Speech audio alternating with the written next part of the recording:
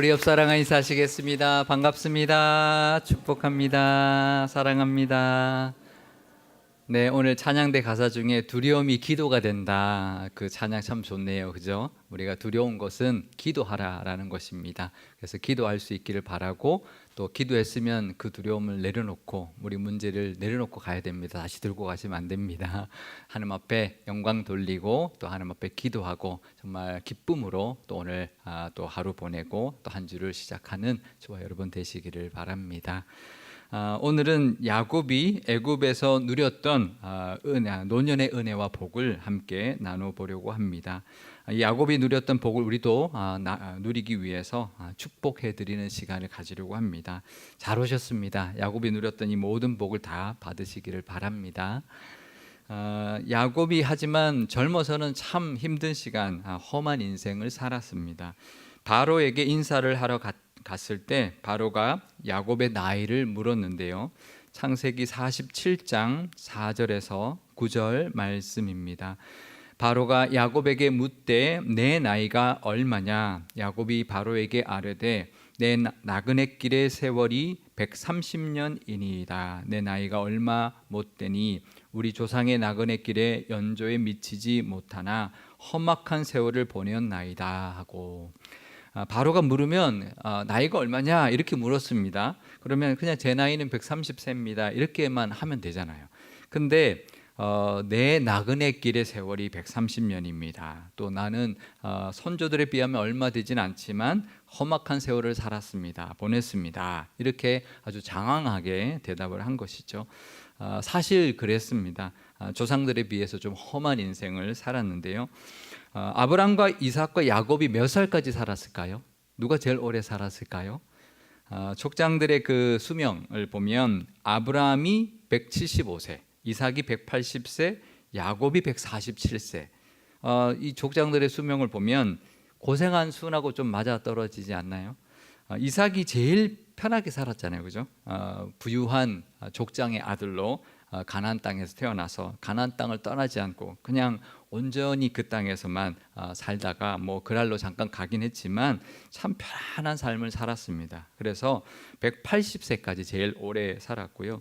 그 다음은 아브라함이 175세를 살았는데요. 뭐 가뭄을 만나기도 하고 뭐 그런 어려움들도 있긴 했지만 그래도 좀 편안하게 살아서 175세를 살았습니다.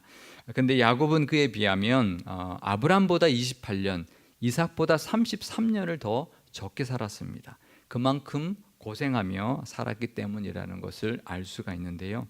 그러면 요셉은 몇 살까지 살았을까요? 요셉이 더 오래 살았을까요? 야곱이 더 오래 살았을까요? 요셉은 110세까지 살았습니다. 그러니까 야곱보다 37년이나 더 짧게 살았던 거죠. 그러니 뭐 이삭에 비하면 70살, 뭐 70년을 더 빨리 살다가 더 짧게 살다가 생을 마감했습니다. 그렇게 본다면 요셉이 노예로 살았고 죄수로 살았던 것이 야곱보다 훨씬 더 힘들었다라는 것을 우리가 짐작해 볼 수가 있을 겁니다. 하지만 야곱도 만만치는 않았습니다. 젊을 때 그럴 때 참 힘들게 살았는데요.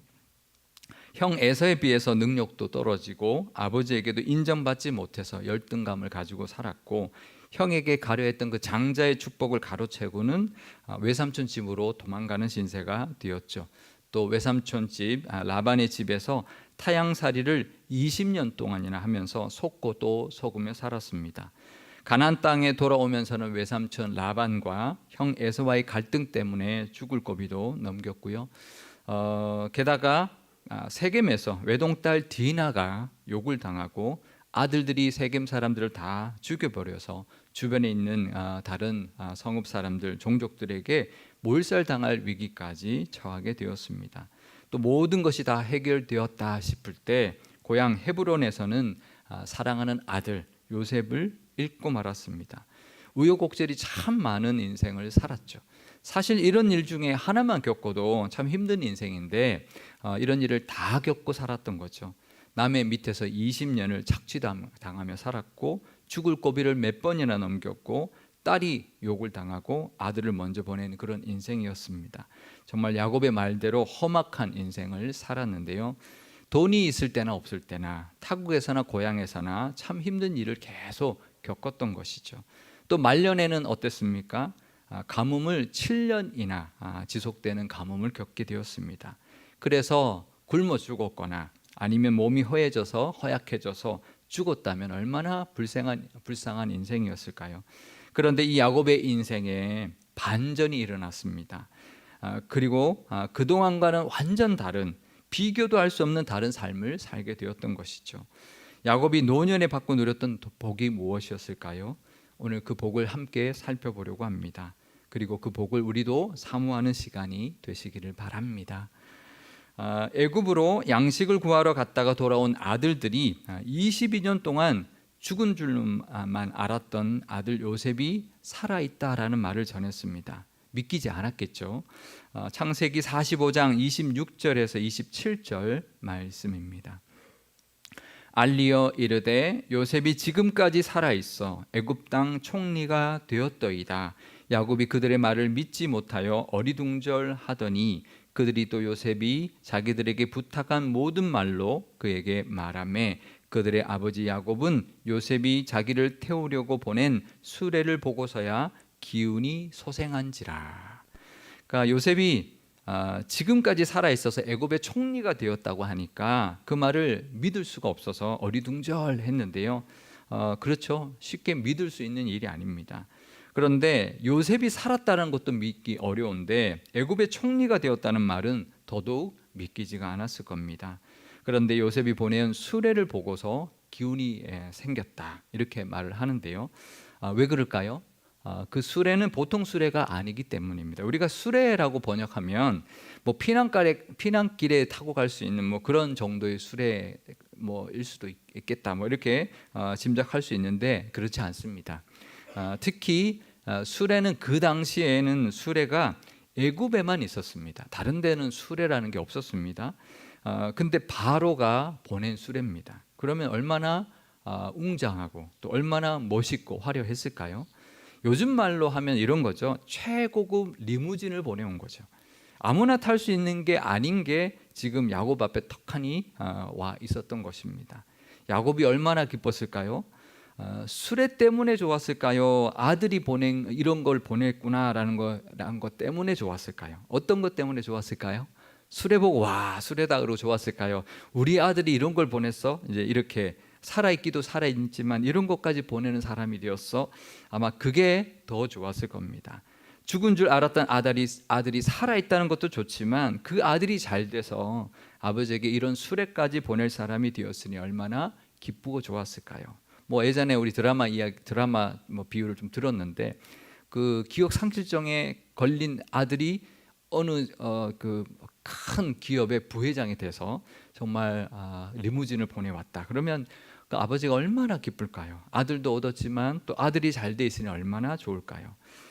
부모가 되고 나이가 드니까 자식이 잘 되는 게 참 기쁘더라고요. 자식이 잘 되고 자식의 덕 보며 사는 것, 그런 복 이 야곱이 누렸는데 그 복 있으시기를 축복합니다. 자식이 잘 돼서 자식에게 내가 잘 돼서 자식에게 잘해줄 수 있는 것도 좋지만 자식이 잘 돼서 자식 덕 보는 것도 참 좋은데요. 어느 게 더 좋으세요? 내가 잘 돼서 사업도 잘 되고 하는 일이 잘 돼서 자식한테 뭐든지 다 해줄 수 있는 게 좋으세요? 자식이 잘 돼서 자식 덕을 톡톡히 보며 사는 게 더 좋으세요? 어느 게 더 좋으세요? 둘 다, 그죠? 제가 항상 묻지만 둘 다입니다. 부모로서 얼마든지 해주고 싶은 거 다 해주면 좋죠. 근데 또 그래서 자녀가 잘 돼가지고 말년에는 자식 덕을 보면 얼마나 좋겠습니까? 그죠? 야곱이 그 복을 받았는데 그 복 다 받으시기를 바랍니다. 그래서 야곱과 모든 가족이 애굽으로 이주하게 되었는데요. 그때 바로가 야곱에게 주었던 것이 있습니다. 야곱에게 이런 것을 베풀었는데요. 창세기 45장 18절에서 20절 말씀입니다. 너희 아버지와 너희 가족을 이끌고 내게로 오라. 내가 너희에게 애굽의 좋은 땅을 주리니 너희가 나라에 기름진 것을 먹으리라. 이제 명령을 받았으니 이렇게 하라. 너희는 애굽 땅에서 수레를 가져다가 너희 자녀와 아내를 태우고 너희 아버지를 모셔오라. 또 너희의 기구를 아끼지 말라. 온 애굽 땅에 좋은 것이 너희 것임이니라. 아멘.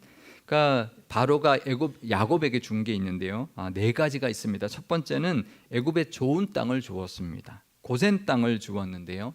고센 땅은 나일강, 그 애굽에서 가장 기름진, 가장 그 물이 많은 그 애굽 땅 하루에 삼각주 지역에 있었기 때문에 아주 기름진 땅이었습니다. 그러니 목축을 하던 그들에게는 너무나도 좋은 땅이었죠. 두 번째로 준 것은요, 애굽에 있는 온 나라에 기름진 것을 먹게 한 그런 은혜를 베풀었습니다.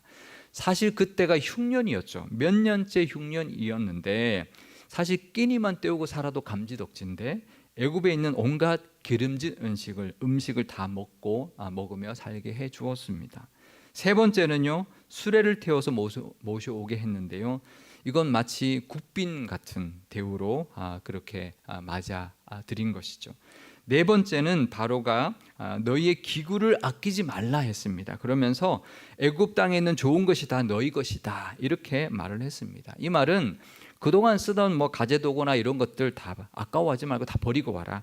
애굽에서 가장 좋은 것으로 최고급으로 채워주겠다 이런 뜻인 거죠. 그러니까 새 집에 가구들도 최고급으로 다 채워줄 테니 쓰던 것은 다 버리고 와라 이제 그랬던 것이죠. 야곱은 이제 목축을 하며 떠돌던 유목민이 아닙니다. 장막에서 거하는 그런 유목민이 아니라 고센 땅 람셋이라는 성읍에서 마치 성주처럼 살게 되었던 것입니다. 제가 예전에 아시던 분이 사업이 아주 잘 돼서요, 부모님께 집도 사드리고 그 집을 인테리어를 싹 다 하고 새 가구, 새 가전제품 꾸며가지고 이사를 하게 해드렸는데요. 제가 가서 이사 신방 예배를 함께 드렸습니다. 부모님들이 너무 좋아하시더라고요. 근데요, 그 모습을 보는 자녀도 너무 좋아했고요. 같이 예배하는 저도 보기에 참 좋았습니다. 그런 복이 있으시기를 바랍니다. 근데요, 야곱이 받은 복이 여기서 그치지 않습니다. 또 있습니다. 요셉이 야곱과 몇 명의 형들을 바로에게 인사를 시켰는데요. 바로가 그때 또 이렇게 말을 했습니다. 창세기 47장 6절 말씀입니다.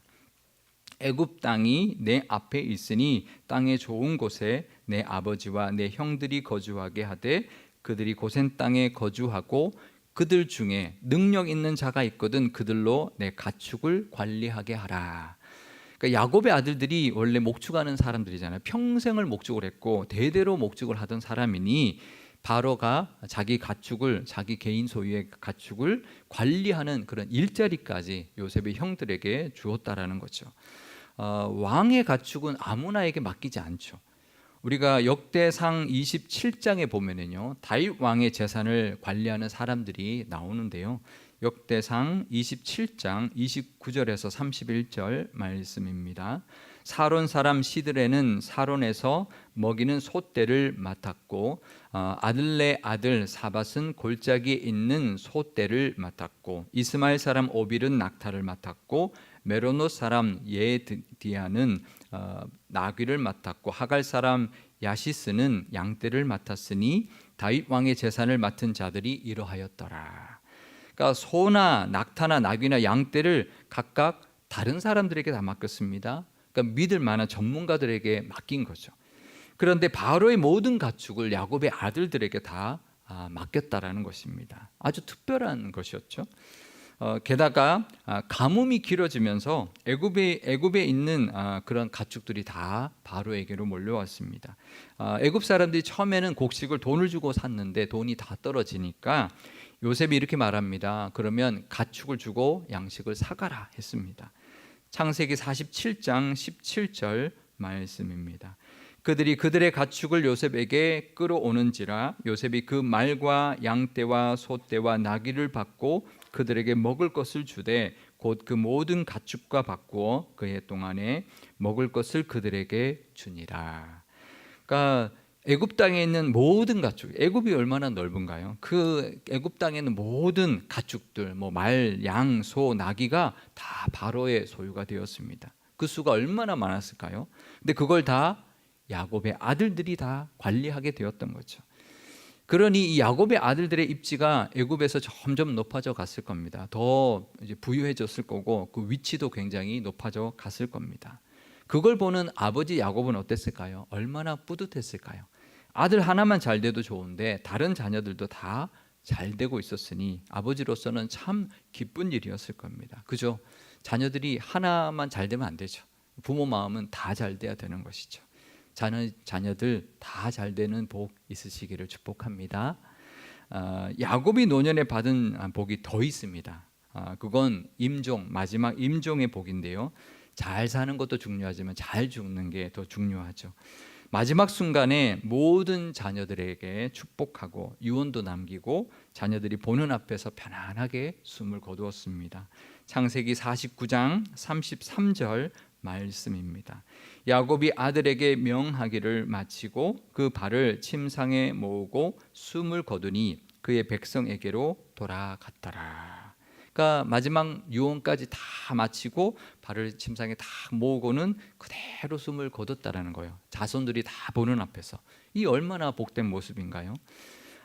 게다가 야곱의 장래는요, 애굽의 국장보다 그 이상이었다, 이렇게 학자들이 말합니다. 야곱의 장래는요 정말 대단했습니다. 아브람과 이삭의 장래와는 비교도 할 수 없었고요. 야곱의 유언대로 시신을 애굽에 묻지 않고 헤브론에 있는 막벨라 굴에 장사를 했는데요. 그 장면 창세기 50장 2절에서 3절, 7절에서 9절 읽어드리겠습니다. 그 수종드는 의원에게 명하여 아버지의 몸을 향으로 처리하게 하매 의원이 이스라엘에게 그대로 하되 40일이 걸렸으니 향으로 처리하는 데는 이 날수가 걸림이며 애굽 사람들은 70일 동안 그를 위하여 곡하였더라. 요셉이 자기 아버지를 장사하러 올라가니 바로의 모든 신하와 바로궁의 원로들과 애굽 땅의 모든 원로와 요셉의 온 집과 그의 형제들과 그의 아버지의 집이 그와 함께 올라가고 그들의 어린 아이들과 양떼와 소떼만 고센 땅에 남겼으며 병거와 기병이 요셉을 따라 올라가니 그때가 심히 컸더라. 그러니까 시신을 향으로 처리하는 데만 40일 걸렸고요. 애굽 사람, 이 온 나라의 애굽 사람들이 70일 동안 애곡했습니다. 그리고 장례 행렬이 이제 애굽에 출발하는데 야곱의 가족들만 간 게 아니었다라는 거죠.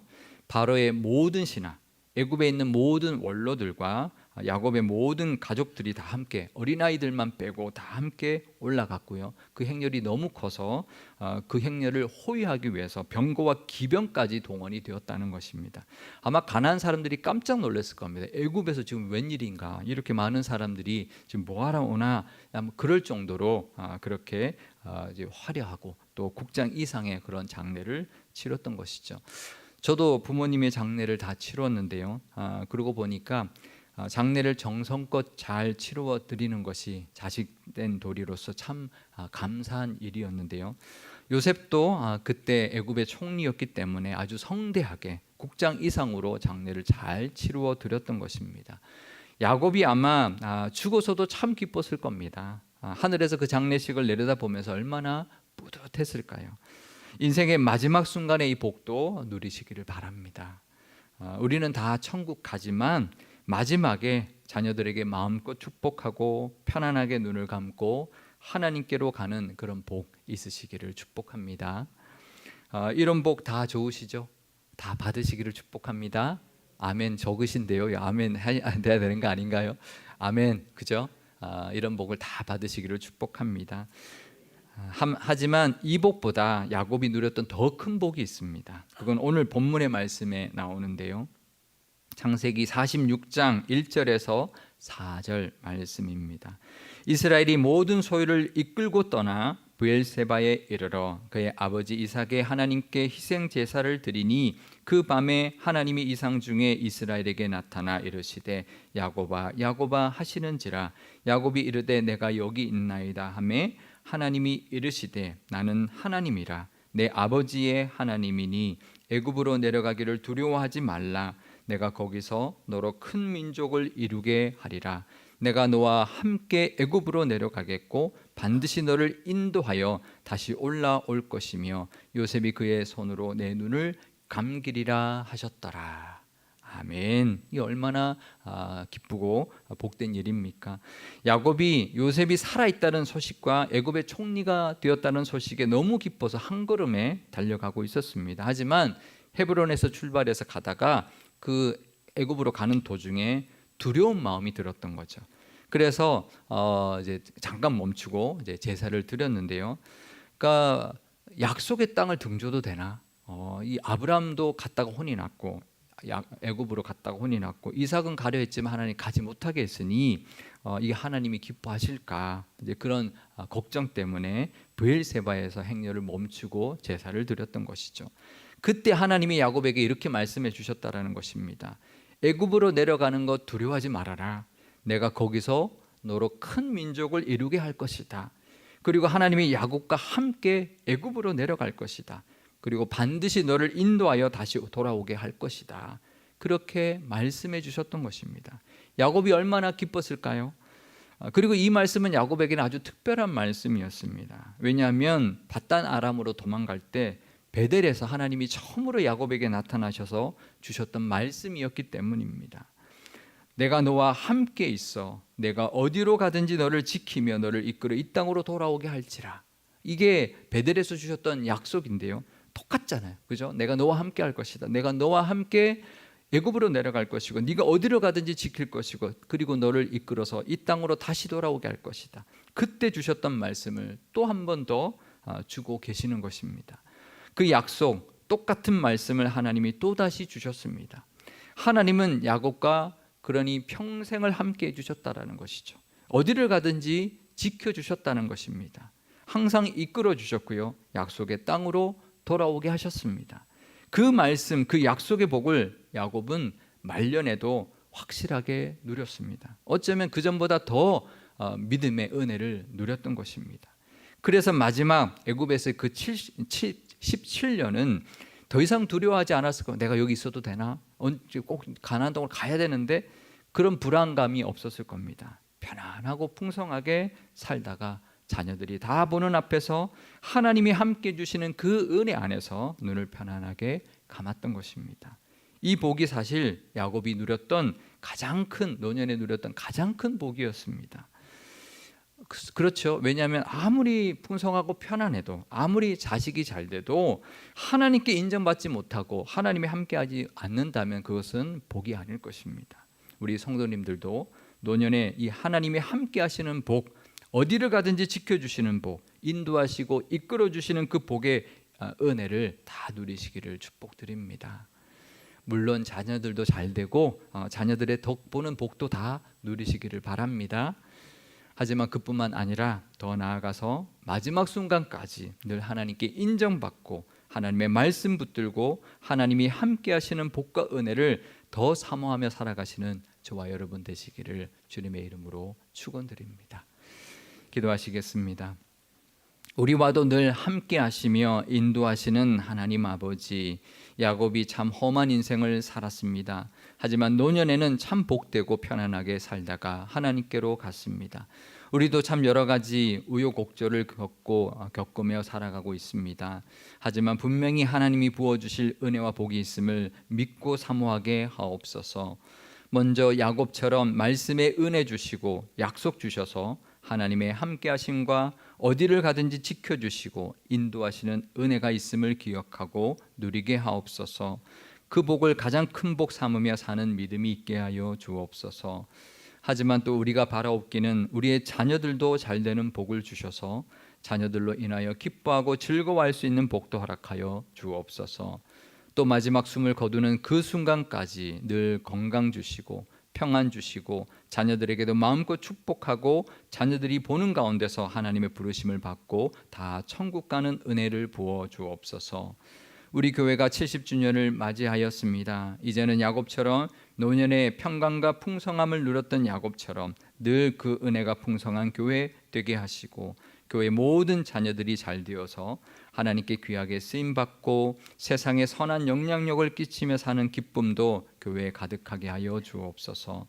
그래서 어르신으로부터 어린아이들까지 다 하나님이 주신 기쁨과 감사가 넘쳐나는 천국 같은 교회 되게 하옵소서. 우리 구주 예수님의 이름으로 기도드리옵나이다. 아멘.